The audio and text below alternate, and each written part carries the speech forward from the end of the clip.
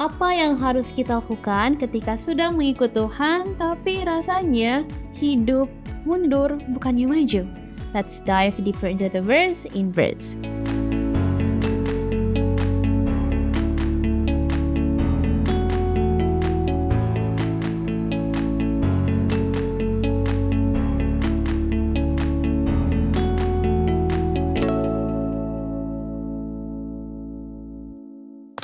Selamat datang di podcast Bible Study in Verse, dan kita masih belajar dari seri bertumbuh dalam hubungan dengan Tuhan. Dan episode ke-11 kali ini kita akan belajar dari pelajaran yang berjudul kemunduran. Dan kita akan belajar dari Markus pasalnya ke-4 ayat 35 sampai dengan 5 ayat 43. Ebook in Verse seri pelajaran kita kali ini dapat Anda unduh dalam tautan yang tersedia pada deskripsi video ini. Dan kami juga ingin menyampaikan bahwa versi cetak buku Inverse akan tersedia mulai triwulan depan, dan Anda bisa melakukan pemesanan melalui Departemen Sekolah Sahabat Jemaat Anda masing-masing, sama seperti Anda memesan buku pelajaran Sekolah Sahabat lainnya.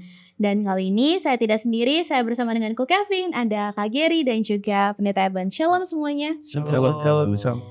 Untuk membuka diskusi kita, Kak Gary boleh pimpin dalam doa. Bersama-sama kita berdoa. Tuhan Bapa kami di dalam kerajaan surga, kami berterima kasih untuk kesempatan yang Tuhan berikan kepada kami, sehingga kami boleh berkumpul di tempat ini untuk membicarakan dan berdiskusi firman Tuhan. Bapa, kami rindu Roh Kudus-Mu boleh menjadi bagian kami, sehingga kami boleh diberikan pengertian dan hikmat yang benar yang berasal daripada Tuhan, dan kami boleh disucikan dan dikuduskan sesuai dengan firman-Mu. Inilah doa kami Bapa, di dalam nama Yesus kami berdoa. Amin. Amin. Oke, pelajaran kita dari Markus pasalnya ke-4 ayat 35 sampai dengan pasal 5 ayat 43, dan kami akan bacakan Markus 4 ayat 37 sampai 40 saja. Markus pasal ke-4 ayat yang ke-37. Lalu mengamuklah taufan yang sangat dahsyat dan ombak menyembur masuk ke dalam perahu, sehingga perahu itu mulai penuh dengan air. Ayat ke-38, Yesus sedang tidur di buritan memakai bantal. Lalu murid-muridnya membangunkan dia dan berkata kepadanya, Guru, tidak pedulikah engkau kalau kita binasa? Ayat 39, ia pun bangun mengharik angin itu dan berkata kepada danau itu, diam, tenanglah. Lalu angin itu reda dan danau itu menjadi teduh sekali. Lalu ia berkata kepada mereka, mengapa kamu begitu takut? Mengapa kamu tidak percaya? Oke, thank you. Dan memang ya Federico, pekan ini tuh panjang. Ada 3 kisah gitu ya. Sebagai pendahuluan Pak Pendeta, apa kemunduran yang dimaksudkan dalam pelajaran pekan ini?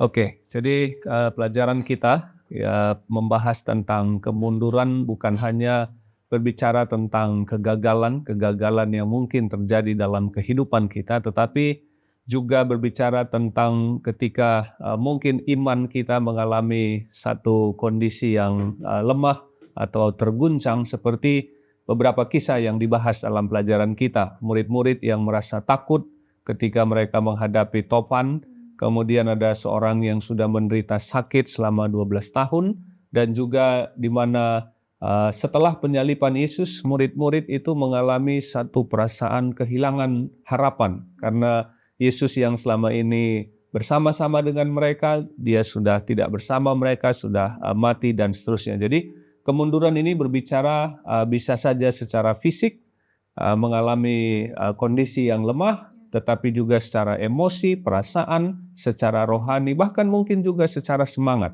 Bahwa itu adalah sebuah realita hidup yang kadangkala datang dan pergi di dalam kehidupan kita, dalam kehidupan seseorang. Tapi di dalam kondisi seperti ini, jangan lupa bahwa Tuhan dapat bekerja, mengubah dan menolong setiap hal yang dialami oleh kondisi-kondisi ini. Oke, thank you Pak Pendeta.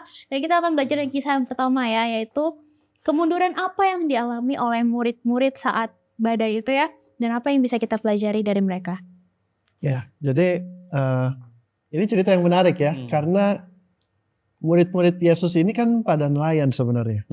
Ya. Jadi mereka sebenarnya harusnya udah terbiasa lah ketika berlayar, ya ada aja namanya badai, pasti akan datang gitu kan. Cuma mungkin dalam konteks ini kemunduran karena bahkan ketika Yesus ada sama mereka aja, mereka jadi sangat takut gitu sampai mereka pikir mereka udah akan mati. Dan padahal sampai di titik ini mereka sebenarnya sudah melihat juga apa yang Yesus sudah lakukan sebelum-sebelumnya. Ya kan? Jadi seringkali kita berpikir tuh kalau sebagai seperti murid-murid ya, apa yang mungkin itu sepertinya apa yang mungkin buat manusia aja. Tapi mereka nggak melihat apa yang Tuhan mungkin untuk lakukan, yang mana itu jauh lebih dari apa yang kita bisa lakukan. Sehingga ya itulah kira-kira kemunduran mungkin yang dialami oleh para murid. Iya, aku setuju ya dengan Kevin bahwa seharusnya memang tidak terjadi seperti itu. Karena ekspektasi kita, apalagi ketika kita baca cerita ini ya, ekspektasinya adalah mereka harusnya bisa overcome itu. Karena mereka udah begitu banyak waktu yang mereka spend bareng-bareng dengan Yesus ya. Mungkin pelajarannya ya, kenapa sampai mereka bisa sampai mengalami kemunduran itu. Kalau aku rasa bahwa ketika mereka sudah mulai merasa bahwa oh ini bagian gua nih, ya kan? Oh ini saya di ladang atau mungkin di tempat yang memang saya udah biasa lakukan gitu kan. Jadi saya nggak perlu lagi untuk melibatkan Tuhan kan. Nah jadi itu yang mungkin membuat mereka murid-murid itu menjadi mengalami kemunduran oleh yang saya lihat. Jadi terlalu percaya ya kepada kemampuan diri sendiri sehingga lupa ada loh Yesus di samping kita yang siap untuk menolong kita. Kira-kira gitu. Oke, thank you. Dan sebenarnya Kristus sendiri ya, Yesus sendiri yang ngajak murid-murid itu bertolak ke seberang. Dan kita percaya bahwa Yesus sudah tahu sebenarnya akan ada badai gitu. Tetap badai itu akan datang.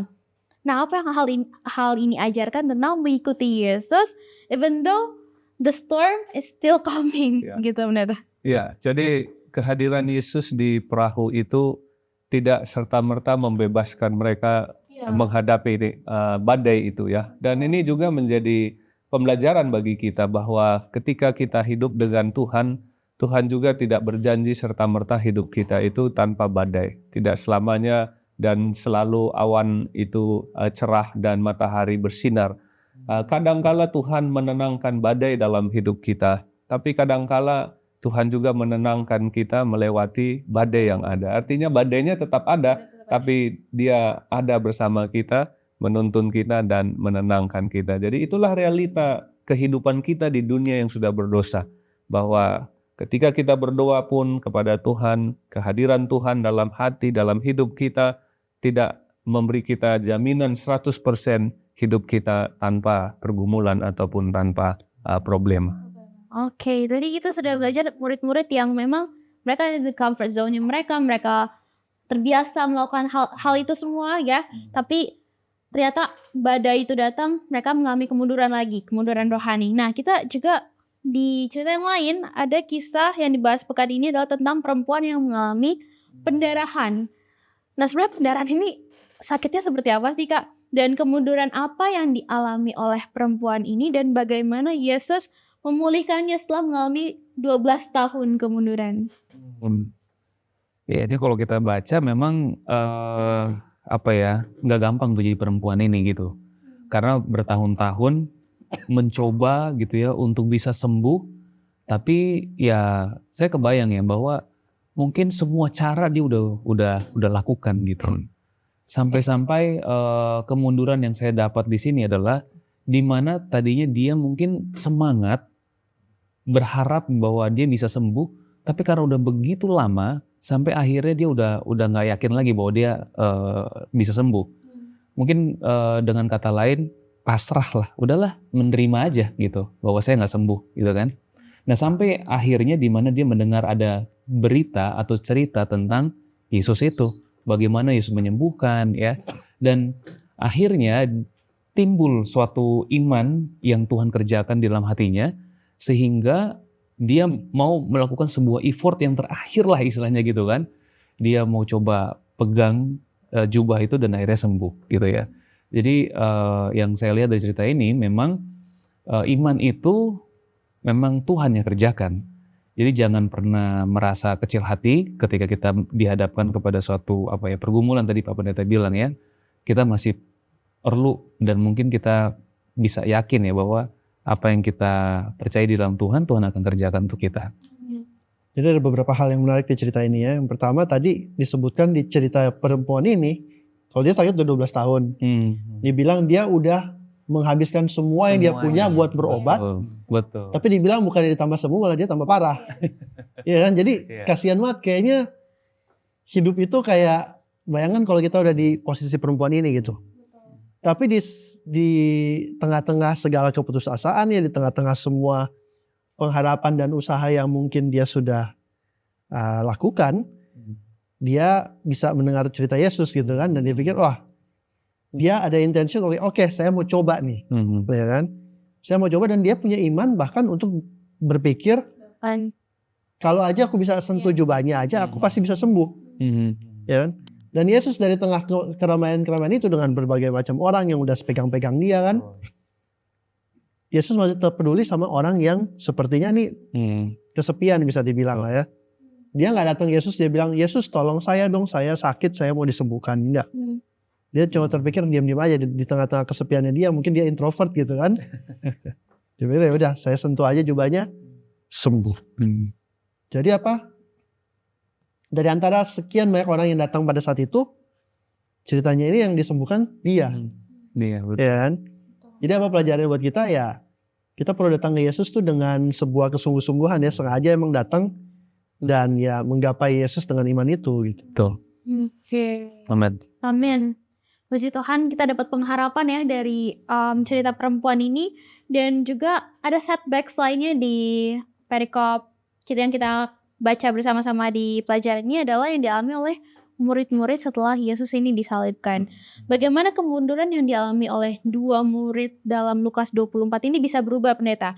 Dan apa pelajarannya bagi kita saat ini yang menghadapi kekecewaan dan tidak mengerti jalan Tuhan? Iya, jadi kita bisa bayangkan ya, murid-murid waktu itu begitu menaruh harap yang besar kepada Yesus, sampai-sampai sebelumnya kan mereka juga berdebat, nanti kalau Yesus ini jadi raja, siapa di antara kita yang akan jadi tangan kiri, tangan kanannya. Kita bahas ya waktu itu.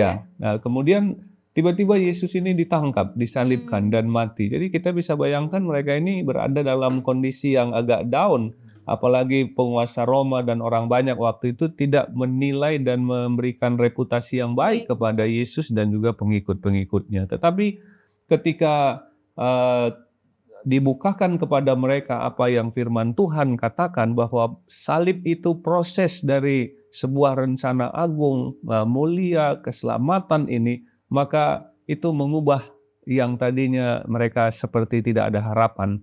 Mereka berubah menjadi sesuatu yang membangkitkan semangat rohani mereka. Jadi ini juga satu poin penting bagi kita, bahwa mari kita melihat apa yang firman Tuhan janjikan dan kita imani firman Tuhan itu. Walaupun mungkin situasi yang kita alami tidak seperti yang kita harapkan, tapi di balik itu ada Tuhan yang sedang bekerja untuk membuat janjinya itu pasti. Amin.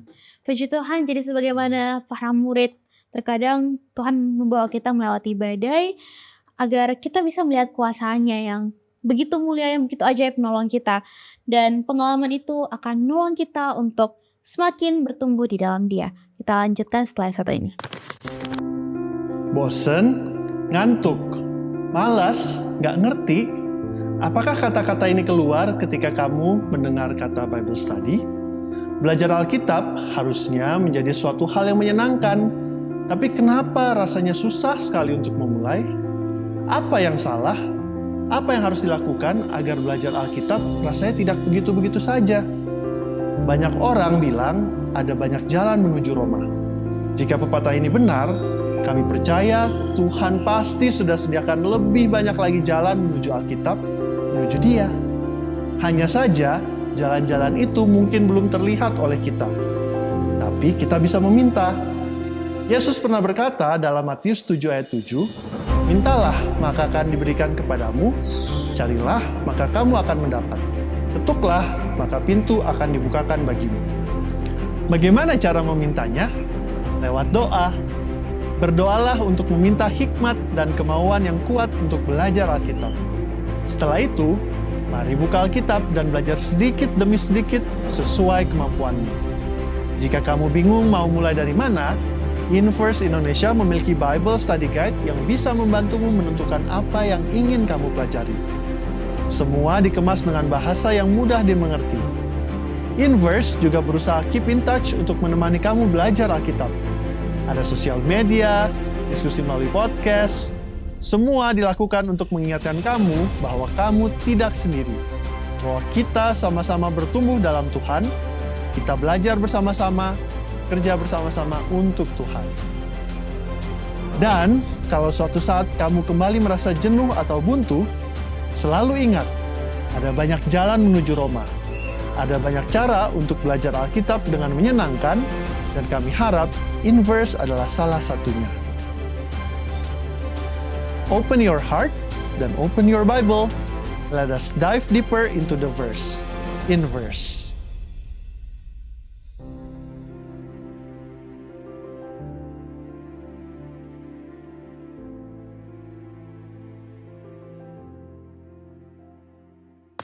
Terima kasih sahabat Inverse untuk tetap bersama-sama dengan kami. Baik, pelajaran pekan ini kan kita sudah belajar ya. Ada 3 kisah bahwa bersama dengan Yesus, kemunduran terbesar pun bisa menjadi keterobosan terbesar gitu ya. Namun bagaimana cara kita agar menjaga kalimat ini tidak menjadi slogan kosong bagi orang-orang yang memang mengalami kemunduran, benar-benar menderita, bahkan sampai ada yang di masa tuanya merasa hidupnya mundur terus gitu loh. Gimana? Oke, jadi kalau kita mau menolong orang, pertama-tama kita harus mengakui dulu kalau ya yang mereka alami itu sesuatu yang berat, ya kan? Seringkali orang yang lagi di dalam penderitaan itu kan mereka, mungkin karena mereka sedang menderita, mereka nggak akan melihat gambaran yang besar itu kira-kira seperti apa. Ya kan? Jadi kita pertama-tama kalau kita mau nolong, kita harus mengakui itu dulu. Kita harus menyadari hal itu. Kenapa ya? Pertama-tama supaya kita juga nggak menghakimi mereka. Kayak ini kan di pelajaran kita ada cerita tentang teman-temannya Ayub. Bagaimana dia datang, terus ya betul. mereka lihatnya kayak sedih banget pertama, terus mereka begitu mereka udah ngomongnya malah bukan buat bikin Ayub tambah kuat, malah bikin tambah ngedown lagi. Soalnya dia langsung dihakimi gitu kan. Padahal nggak seperti itu juga gitu. Jadi mungkin ya itu mungkin beberapa hal yang praktis bisa kita lakukan. Iya, ini menarik ya. Jadi kalau gimana supaya nggak jadi omong kosong gitu kan? Ya memang harus ada satu tindakan nyata. Bagaimana orang yang tadinya menderita dan dia mau untuk bisa nggak mundur terus gitu kan? Memang harus ada tindakan nyata gitu. Kayak contoh misalnya tadi yang perempuan yang pendarahan 12 tahun ya yang kita bahas tadi. Kalau dia tidak mengambil keputusan untuk bertindak, dia nggak akan sembuh. Karena dia udah punya pemikiran-pemikiran, nanti kalau saya datang lagi bisa nggak ya gitu sembuh gitu kan. Nah, yang pertama yang harus dilakukan adalah dia harus singkirkan itu pikiran-pikiran yang negatif itu. Ya kan? Atau mungkin menyingkirkan hal-hal yang membuat dia menjadi tidak bisa maju gitu. Contoh kayak misalnya, contoh lagi ya, kayak misalnya saya mau bangun pagi tapi kok nggak bisa gitu. Kita mesti pikirkan kira-kira kenapa saya nggak bisa bangun pagi. Oh mungkin karena saya tidurnya malam. Pertanyaan lagi, kenapa saya tidur malam? Oh karena saya sebelum tidur saya main HP dulu kan ternyata gitu. Nah jadi yang kita singkirkan adalah semua hal-hal yang membuat kita menjadi menjadi susah untuk bangkit gitu kan. Nah itu mungkin hal-hal praktis yang kita bisa harus lakukan. Jadi harus ada tindakan gitu, harus ada actionnya gitulah kira-kira. Kalau misalnya ada quotes yang anak-anak muda sekarang, aku nggak tahu ya kalau kakak-kakak milenial sama Pak Pendeta tahu atau enggak ya, bagaimana mau sukses tapi banyak tapi gitu ya. Kalau tahu ya gitu. Yang buat setbacks ya, kalau gitu jadi setbacks terus. Even though ada orang yang memang sudah sangat sulit sekalipun, kita harus sadarin mereka gitu ya, kalau ini memang berat tapi you have to move on gitu, kayak harus ada langkah pasti yang harus kamu lakukan. Dan kita sudah belajar tadi bahwa badai yang dihadapi para murid itu membuat mereka belajar dan bertumbuh dalam imannya ya. Mungkin boleh share gitu situasi setbacks apa yang pernah dialami dan bagaimana tangan Tuhan itu bekerja mengubah pengalaman itu menjadi suatu breakthrough gitu.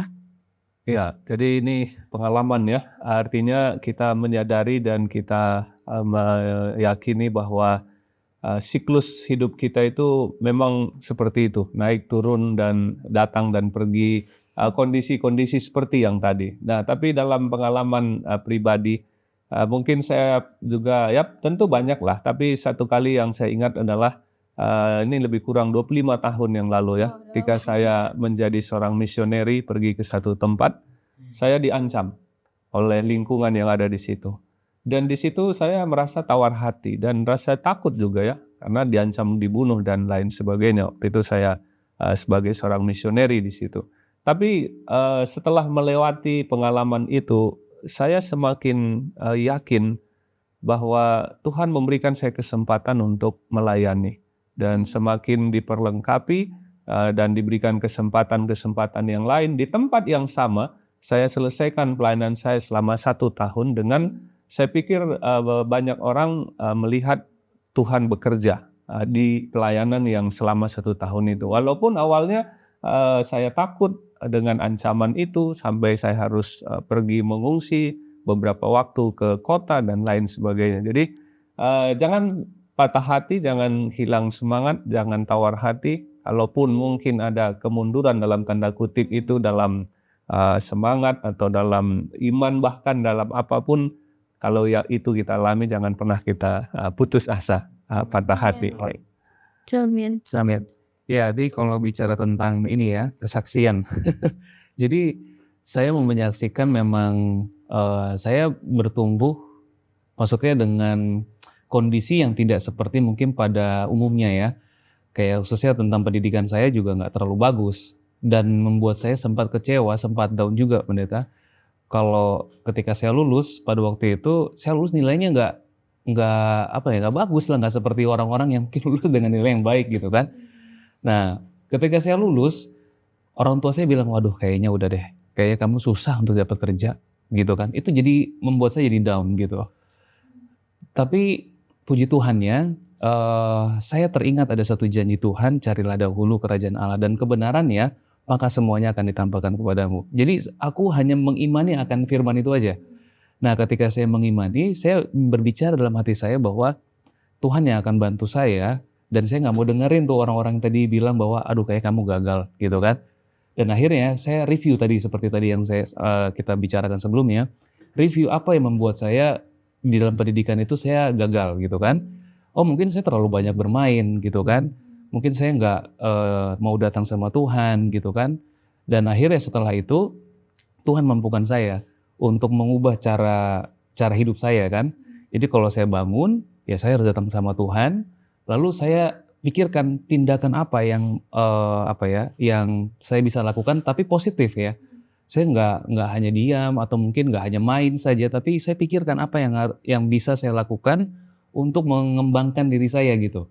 Dan Tuhan buka jalannya sedikit-sedikit dan akhirnya ketika orang tua saya bilang kamu kayaknya nggak bisa deh dapat pekerjaan kalau nilai begini.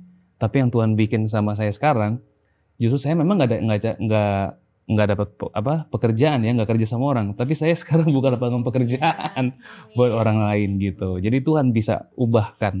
Kalau Tuhan bisa ubahkan saya, pasti Tuhan juga bisa ubahkan teman-teman juga yang lain. Amin. Thank you untuk kesaksiannya. Dan diperkuat lagi ya nih, pertanyaan selanjutnya ini, bagaimana ketika anak muda menghadapi kegagalan? Mungkin tadi Kak Giri juga ada sharing ya. Kegagalan, kehilangan, mungkin kekecewaan juga. Langkah iman apa yang paling realistis untuk dilakukan? Ya, jadi kayak kalau di pelajaran kita tadi pembukaannya, itu ada anak kecil yang ketika badai datang ada petir, dia ngeliat ke atas dia bilang oh Tuhan sedang foto, ya kan? Dia bukannya dia kayak takut gitu, dia malah tersenyum kepada Tuhan itu, dia memandang kepada Tuhan dan bilang Tuhan lagi foto saya. Jadi mungkin itu sebuah gambaran yang bagus ya kalau kita lagi menghadapi badai, lagi menghadapi kecewaan. Ya instead of kita tertunduk lesu, kita memandang pada Tuhan lah, lihat kepada Tuhan. Karena ya seperti cerita-cerita tadi, bagaimana Yesus bisa mendiamkan badai, bagaimana perempuan itu ketika datang kepada Yesus dia disembuhkan. Ya kita pun ketika kita menengadah kepada Tuhan, niscaya jalan keluar juga Tuhan akan berikan. Amin. Amin. Amin. Ya, jadi kita belajar dari murid-murid tadi ya. Jangan ketika badai datang kita langsung cepat-cepat ambil kesimpulan Tuhan tidak sayang sama saya atau tidak peduli sama saya. Tapi kita harus tetap menyimpulkan kalau Tuhan itu peduli walaupun ada badai. Dan ketika kita mengalami kemunduran itu dalam tanda kutip, kita terus datang kepada Yesus, mencari Yesus seperti perempuan itu, dan imani janjinya melalui firman-Nya, karena janji Tuhan itu pasti akan digenapi. Jangan kita mau diintimidasi oleh setan. Memang selalu setan bisik-bisik di hati kita, kamu sudah ditinggalkan Tuhan karena kamu banyak kekurangan, banyak kelemahan. Orang kan dihantui oleh perasaan-perasaan seperti itu. Itu pekerjaan setan. Memang dia nggak punya masa depan, jadi dia hanya mengingat masa lalu kita. Tapi Tuhan itu punya masa depan, sehingga Ia akan memberikan janjinya untuk Dia tolong dalam semua pergumulan kita. Amin. Puji Tuhan, kita sudah sampai pada penghujung diskusi seperti tadi. Janji Tuhan. Nah, boleh masing-masing panelis memberikan satu closing statement, membagikan janji Alkitab apa yang menguatkan Anda, yang paling berarti bagi Anda ketika menghadapi setbacks dan frustasi. Ya, saya suka dengan ayat di Matius 11 ayat 28. Ini juga statement yang saya mau sampaikan kepada teman-teman orang muda. Yesus katakan, "Mari kepadaku, hai kamu yang letih dan lesu." Jadi ketika hidup kita letih, lesu, dalam pergumulan yang ada, jangan pernah salah ambil keputusan, datang kepada Tuhan. Amin. Amin. Iya, kalau aku suka dengan ayat Yesaya 41 ayat 18. Aku akan membuat sungai-sungai memancar di atas bukit-bukit yang gundul, dan mata air berbual-bual di tengah lembah. Aku akan membuat padang gurun menjadi telaga. Jadi ketika aku berada di dalam satu kemunduran, mungkin pergumulan yang membuat saya menjadi down, saya ingat janji Tuhan ini bahwa padang gurun yang kering saja, Tuhan bisa buat memiliki mata air yang meluap-luap air itu katanya ya. Nah jadi kalau saya berada dalam posisi yang mungkin seperti padang gurun yang kering karena bergumul kan, tapi ingat saja bahwa Tuhan sanggup untuk mengubahkan pergumulan kita menjadi seperti sungai yang airnya tuh penuh sekali seperti mata air. Amin. Kalau saya di Yeremia 29 ayat 11, sebab aku tahu rencana-rencana apa yang ada pada aku mengenai kamu, yaitu rancangan damai sejahtera dan bukan rancangan kecelakaan, untuk memberikan kepadamu hari depan yang penuh harapan. Jadi kalau dalam pencobaan, dalam setbacks, ya ingatlah cerita yang perempuan 12 tahun itu. Dia udah mundur 12 tahun, tapi satu langkah iman aja untuk dia menggapai Yesus dan hidupnya berubah total. Amin. Amin. Puji Tuhan, Pak Kevin boleh tutup dah. Oke, mari kita bersatu dalam doa. Bapa di surga, kami mengucapkan syukur untuk pelajaran yang baru kami pelajari. Ya Tuhan, di tengah-tengah kegagalan dalam kehidupan yang mungkin kami ataupun teman-teman kami sedang hadapi ya Tuhan. Kiranya Tuhan boleh kuatkan kami, dan kiranya kami boleh menggapai Yesus yang akan memberikan kemenangan kepada kami dan membawa kami lewat dari segala permasalahan kami. Bersama dengan kami Tuhan sepanjang hidup kami, di dalam nama Yesus kami mengucap syukur. Amin. Amin. Terima kasih banyak Kak Kevin, Kak Gary, dan Bunda Evan. Dan terima kasih juga untuk seluruh sahabat Inverse yang telah bergabung bersama kami pada episode 11 kali ini. Saya ada quotes yang dalam bahasa Inggris yang sangat saya suka. Lord, please make it happen in the most impossible way so they know it's only you who could have done it. Sampai jumpa pada episode berikutnya. Tuhan Yesus memberkati. And remember to always dive deeper into the verse. Inverse. Bye.